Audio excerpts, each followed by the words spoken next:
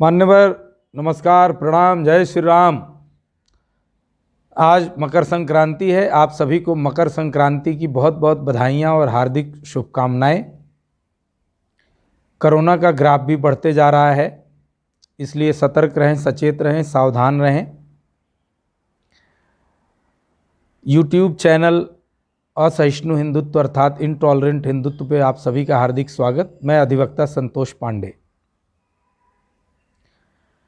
जैसा कि मैंने कल भी कहा था कि भले ही जो प्राकृतिक पारा है वो लुढ़का हुआ है, दिल्ली में काफ़ी ठंड है, लेकिन उत्तर प्रदेश में पारा 50 डिग्री सेंटीग्रेड से भी ऊपर है, सियासी पारा। और रोज़ धड़ाधड़ भाजपा के दल बदलू नेताओं विधायकों के इस्तीफे हो रहे हैं। और मैंने कल भी कहा था कि तमाम पत्रकार गदगद हैं कि भाजपा सरकार तो अब की नहीं आएगी, अखिलेश जी मुख्यमंत्री हो रहे हैं। एक बात करना चाहता हूं आप सभी लोगों से कि ये जितने इस्तीफे आए हैं बड़ा स्टीरियोटाइप इस्तीफे रहे हैं। इनमें सबने यही लिखा है कि हमें काम नहीं करने दिया गया, दलितों, वंचितों, पिछड़ों, सामाजिक न्याय के लिए हमें काम नहीं करने दिया गया। लगभग जो लास्ट की 4 लाइनें हैं वो सारे इस्तीफों में एक समान है।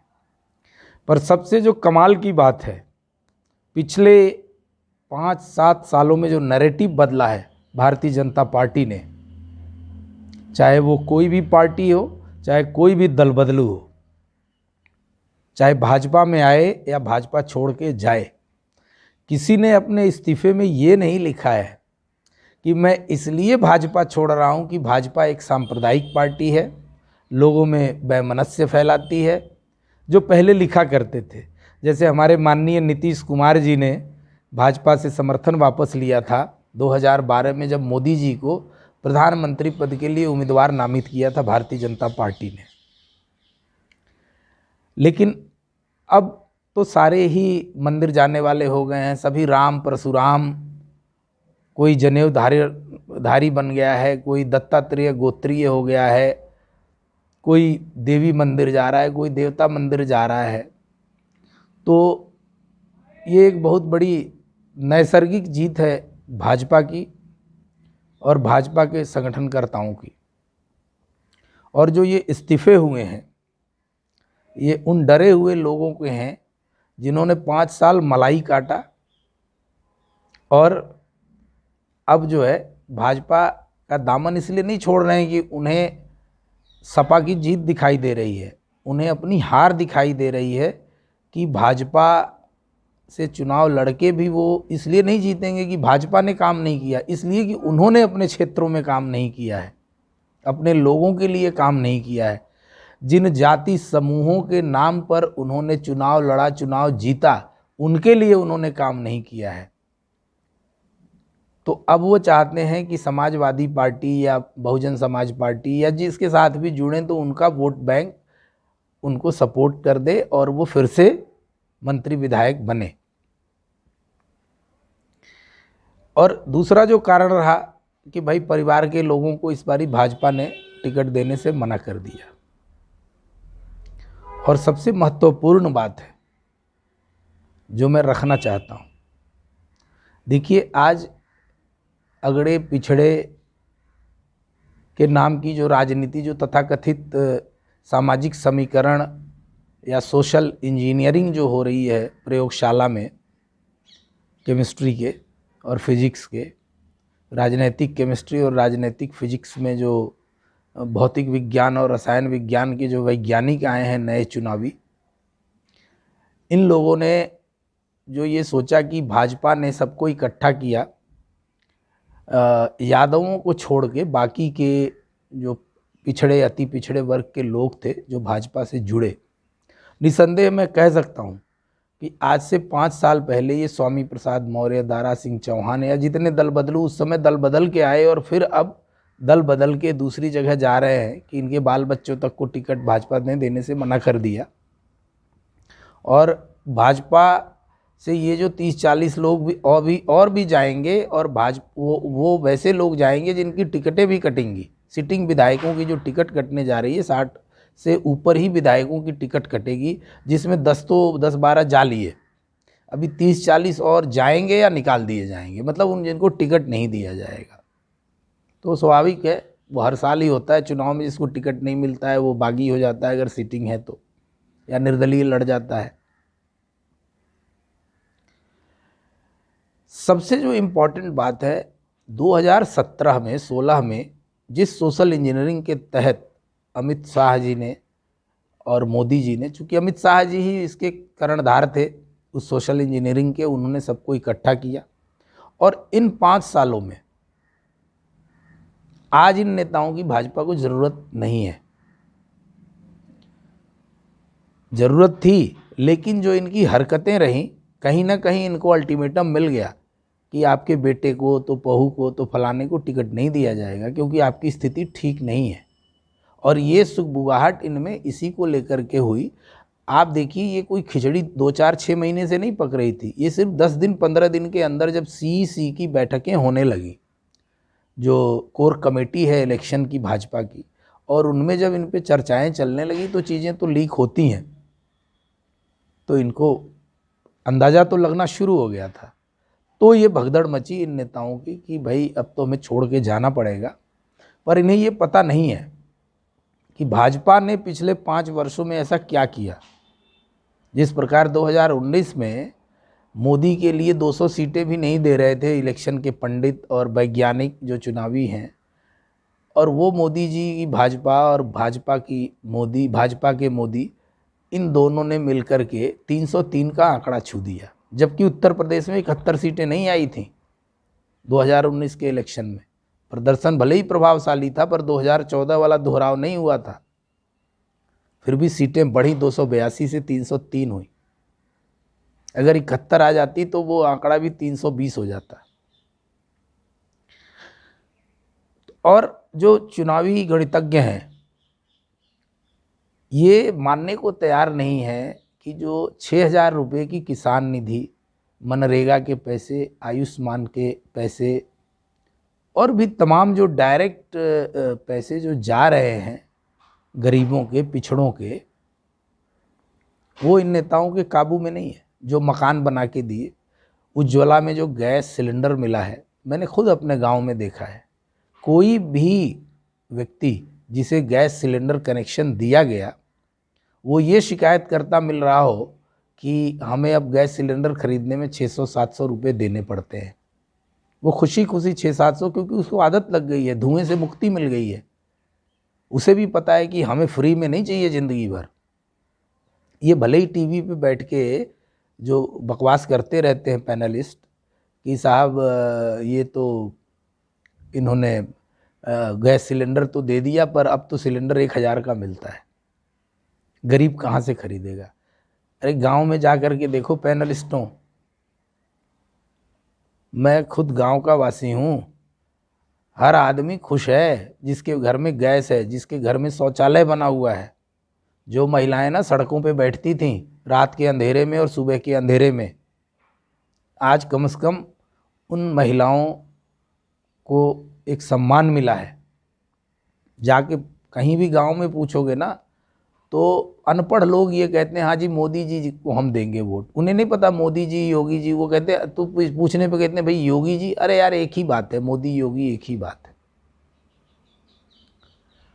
और ये जो सारी चीज़ें हो रही हैं सिर्फ योगी आदित्यनाथ जी को डिसमेंटल करने के लिए हो रही हैं, क्योंकि योगी आदित्यनाथ जी का नाम घोषित हो गया है मुख्यमंत्री पद के लिए, अगर भाजपा चुनाव जीतती है तो। और ऐसा नहीं है कि घोषित हो गया है तो योगी जी ही मुख्यमंत्री बनाए जाएंगे। ठीक है, बहुत सारी स्थितियां आती हैं, कमी बेसी सारी चीज़ें हम आकलन व्याकलन करते हैं। मेरा अपना आकलन है 300 के पार भाजपा इस बार भी रहेगी और योगी जी ही मुख्यमंत्री बनेंगे। लेकिन अगर किसी कारणवश मैं कहता हूँ कोई ऐसी राजनीतिक समीकरण में उलटफेर होती है तो क्या भाजपा के पास सिर्फ योगी जी ही हैं? केशव प्रसाद जी मौर्य नहीं है? वो भी हैं। केशव प्रसाद मौर्य जी इतना दमदार नेता, उनके पास योगी जी जैसी कोई, वो कहते हैं ना, बैकअप नहीं था। उन्होंने भी, वो भी एक चाय वाले ही थे, उन्होंने भी चाय बेचा है, अखबार बेचा है। तो अखबार बेचने से लेके अखबार की सुर्खियों तक पहुंचने में केशव प्रसाद मौर्य जी ने जो कमाया है, वो कभी स्वामी प्रसाद मौर्य, दारा सिंह चौहान, धर्म सिंह सैनी जैसे दल बदलू नहीं समझ सकते, जो सिर्फ जातिगत राजनीति करके इस मुकाम तक पहुंचे हैं। केशव प्रसाद जी मौर्य संघ के प्रशिक्षित व्यक्ति हैं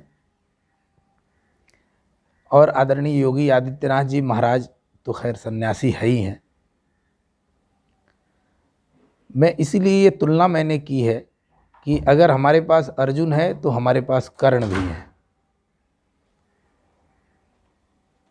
और मैं ये दावा कर सकता हूँ कि योगी आदित्यनाथ जी और माननीय केशव प्रसाद जी मौर्य दोनों मिलकर इस युद्ध को बहुत ही प्रचंडता के साथ जीतेंगे।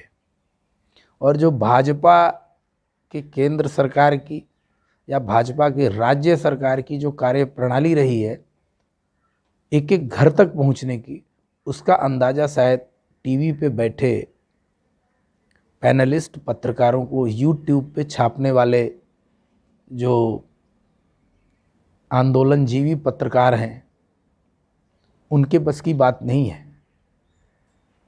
जो अब गांव में नहीं रहते, अपने एसी कमरों में बैठ कर के अपनी बहसबाजी दिखाते हैं, हमें समझाते हैं, रिजल्ट वही होगा जो 2019 का है। और मेरा अपना मानना ये है कि ये जो दल बदलू छोड़ के जा रहे हैं ना, ये भाजपा का सरदर्द गया और ये समाजवादी पार्टी अखिलेश के लिए सरदर्द हो गया। तो बड़ी अच्छी बात है। आज सपा रालोद की एक संयुक्त सूची जारी हुई है 29 लोगों की, जो पहली सूची जारी हुई है।